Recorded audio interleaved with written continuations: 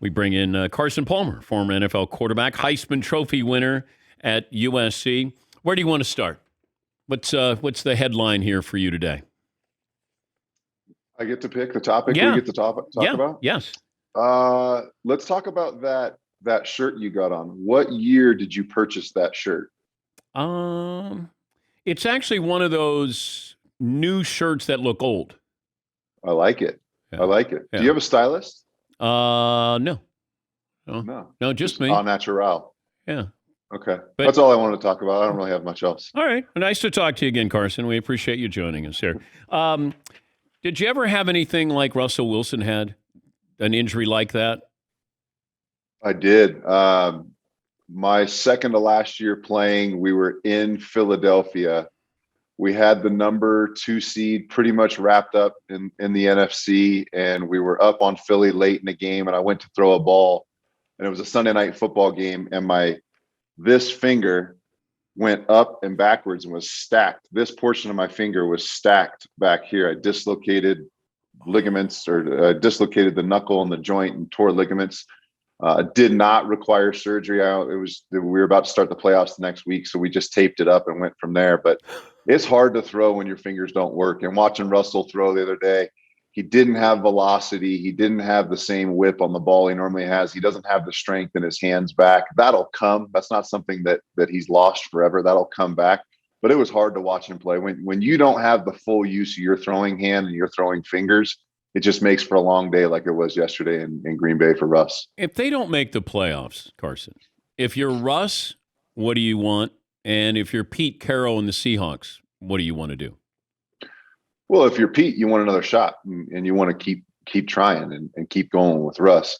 If you're Russ, you don't know what's going on in Russ's head right now. All we know is he was unhappy last offseason. There was some talk about a trade. There was some talk about more control, more personnel decisions.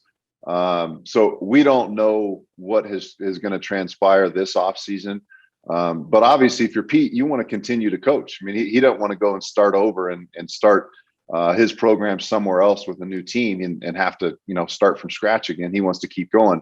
Russ, on the other hand, we already know there was some unhappiness last year, sitting at, I think, 3-6 right now. There's going to be more unhappiness. That division got great right before our eyes. I mean, you looked at what the Rams have done the last couple of weeks with OBJ, with Von Miller. You look at what's going on in Arizona. Arizona's leading the division, and really now, for the first time in Russ's career, he's sitting in third place in the NFC West, looking up at those two teams, and that's a tough spot to see what he's thinking right now. But we're going to know a lot by the end of the season. Adam Schefter reporting an MRI revealed that the Packers running back Aaron Jones has a mild MCL sprain, expected to be out 1 to 2 weeks. I thought what was interesting is the defense with the Packers. We always talk about Aaron Rodgers and the offense, but the defense actually looked good against Kansas City the previous week. They might be a top 5 defense. They don't even have, two of their two best defensive players here. And I mean, that might separate the Packers from everybody else in the NFC. Your thoughts on Green Bay as a complete team? I need to see more consistency out of the defense. I mean, sometimes that defense, like yesterday, looks great against the 60% Russell Wilson. 3 weeks ago, they looked terrible. And Kevin King, the corner from the University of Washington, has looked like he struggled early on in the year. And then yesterday, he looks great, makes an interception, is making plays, blocking and knocking down passes. So it's really an inconsistency issue in Green Bay. I mean, sometimes they look great and they shut out, the Seahawks for the first time in decades. And then other times they look like they're running around with their heads cut off and they're not getting pressure on the quarterback and they're not covering down on the back end. So it's just really consistency. We need to see it, 3, 4, 5 weeks in a row before we say they're the most complete team in the NFC. Kansas City feels like there's nothing to see after they blow out the Raiders and everybody is fine and back on the bandwagon here. Should they have gotten off the bandwagon, and should they be allowed back on the bandwagon if that's the case, Carson? You can jump off the bandwagon after 3 or 4 weeks, 5 weeks in a row that we saw Kansas City really struggle. But when you have Tyrann Mathieu on the back end of the defense, when you have Patrick Mahomes on the front end and Tyreek Hill and all the players they have, they're always going to be a contender. For the first time this season, we actually saw Patrick Mahomes not try to just put the team on his shoulders and make amazing throws and do something spectacular every couple drives. For the first time, he just took what they gave him. He was throwing the ball deep when he had the opportunities and they were there. And then he was taking the ball and checking it down. They stuck with the run game. This is kind of the breakout game that we've all been waiting for in Kansas City. We've been waiting for them just to jump out and pound somebody. Now, the fact that they did it on national television against a good Raiders football team, interdivision game, which those games are always a fight, and to see them come in and just absolutely dominate the game is like finally the Kansas City fan base is, all right, we're back. Now we're ready. This is the time, if you're a Kansas City fan, that you want to see this team start putting it together and go on a run. How do you go from your couch to the end zone if you're Cam Newton? Well, there aren't many built like Cam. I mean, that is a physical specimen. If anybody can do it, it's him. Obviously, he gets in and scores 2 early touchdowns on his first 2 touches. But this is a different offense, though, isn't it, Carson, that what he ran when he was there before? So you got to come in and sort of get acclimated, up to speed terminology in a couple of days. Yeah, I mean, there were some limited snaps for him, and really his specialty is you get down inside the red zone, inside the 10-yard line. He's almost virtually impossible to stop. And so I really like the dynamic that they have. They're really good on defense. They're salty up front in the defensive front. They can cover on the back end with the addition of Stephen Gilmore. And now if you can sprinkle in some Cam on 3rd and shorts down in the red zone, use Sam Darnold, be a little bit unexpected defensively. You don't know when you're going to get Cam, sometimes on 3rd down, sometimes on 1st and 10, and then you got to deal with him in the red zone. That for a defensive opponent's standpoint, that is a nightmare to prepare for.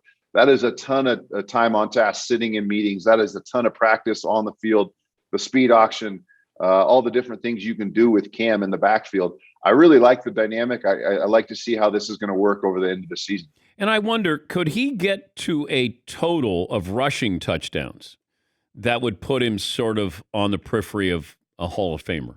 Had the MVP, went to a Super Bowl, and I wonder, he's not going to have the passing numbers, but he's going to, what's he got? How many rushing touchdowns, McLovin? Has he got like 73 rushing touchdowns?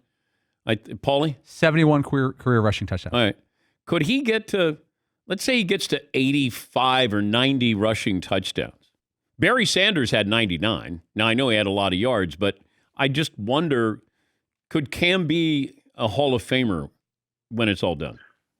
I think the next 5 years are going to answer that question. If this is his last stint in the NFL and this kind of fizzles out in Carolina this year and Cam doesn't play in 2022, 23, 24, 25, maybe not. Yeah. But Cam's not done. I mean, Cam looks excellent. He stays in shape. We know how well he takes care of his body, his diet. He's always talking about that kind of stuff. So, physically, he's got some tread left on those tires. So if Cam continues to play into 2025, 26, 27, absolutely. If this is it and this kind of fizzles out and doesn't work out in Carolina for a second time, we may not see Cam on the field again.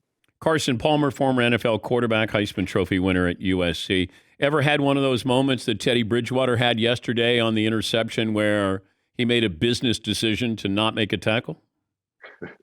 I have not had any of those. I've seen it time and time again. I mean, at the end of the day, when you're down and you're losing, you throw a pick. I always felt like I had to make the tackle because I felt so bad for throwing it. And I felt so bad that my teammates around me were trying so hard and trying to execute, and I made the mistake. We've seen some business decisions.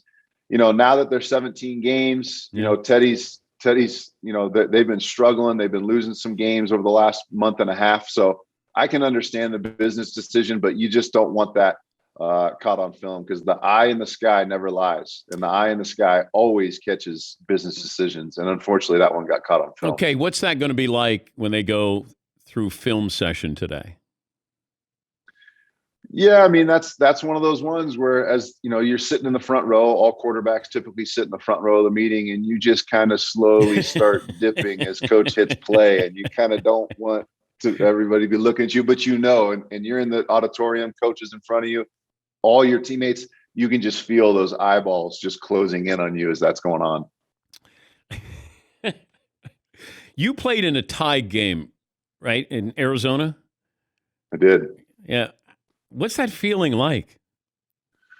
Well, if you're 0-8, it feels pretty damn good. It's just such an unknown feeling. If you're 0-8, we did it on, I believe, a Thursday night game against Seattle at home, and it's awful. When you're playing well and you're in an interdivision game like I was, that wasn't interdivision because it was Detroit and Pittsburgh, but man, it's a long plane ride home if you're Detroit and you're so close to your final win and the kicker's out there for the game winner and everybody's putting their helmets up and getting ready to put a hat on and celebrate your first win, and then he misses it and you tie. It's just so deflating.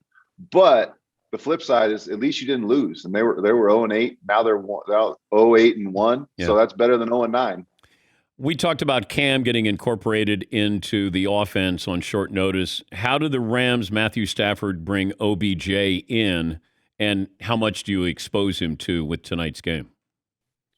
Well, I think we're going to see a handful of or packages, at least a handful of plays. But I think it's real simple. I mean, the playbook is this thick, and it's got 180 plays in it. OBJ, here's 12. We need you to come in on these 12 plays, and he could be absolutely decoy Leroy. They could be actually designed plays where he's the first or second read. But I absolutely expect to see him. As long as he's healthy, I expect him to see on the field. I just think Sean is so smart, and I've heard OBJ is so smart himself. So giving him a simple package of 7, 8, 9, 10 plays just to get his feet wet, maybe get the ball in his hands once or twice on a screen, on a simple curl route. I'm excited to see him play, and I'd be shocked if he wasn't suited up playing tonight. Okay, so you just called him a decoy Leroy? Decoy Leroy. Yeah. Meaning? That's the guy that he knows every once in a while, whatever position you are supposed to take a defender with you, or hopefully two. Maybe you're running a big, deep post route on the outside to clear out the middle of the field for the receiver on the opposite side coming into that zone. So decoy Leroy, there's just about one guy that's decoy Leroy on every play in the NFL. And maybe two. You're not getting the ball. I mean, there's a 99.999% chance you're not getting the ball. If it's a scramble drill and something happens in the pocket and all of a sudden all hell breaks loose, you can try to find a way to get open. But guys know when they're decoy Leroy. They know when they're clearing it out for somebody else and opening up another player. Good to talk to you. As always, we appreciate your time, Carson. Thanks for joining us. Thanks, Dan. Carson Palmer, former NFL quarterback, and he's now a decoy Leroy now that he's not playing.